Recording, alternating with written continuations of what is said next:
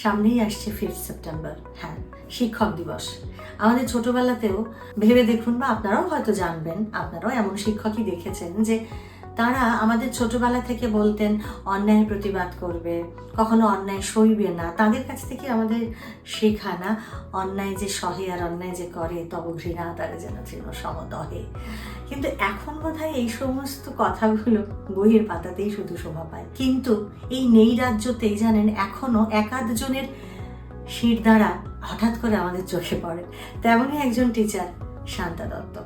এবং তার অপরাধ কি না, কোনো একটি পার্টির জন্মদিনের দিন তিনি পরীক্ষা নিয়ে ফেলেছেন। সত্যি তো আজকের দিনে পরীক্ষা, পড়াশুনো এগুলো কি সত্যি খুব দরকার? যেখানে বলা হচ্ছে যে, হুঙ্কার দিয়ে বলা হচ্ছে যে যেখানে যত অপগণ্ড ছেলেরা আছে, যে পাড়ায় যত আছে, তাদেরকে সব আমার কাছে পাঠিয়ে দাও।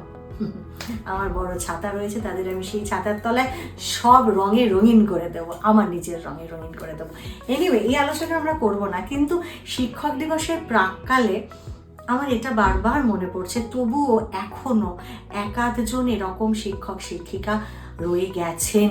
তারা থাকতে থাকতে আমরা আমাদের আগামী প্রজন্মকে একটু সেই শিক্ষায় শিক্ষিত করে নেবার চেষ্টা করি, তাদের অন্তত এমন শিক্ষক শিক্ষিকা একটু দেখানোর চেষ্টা করি।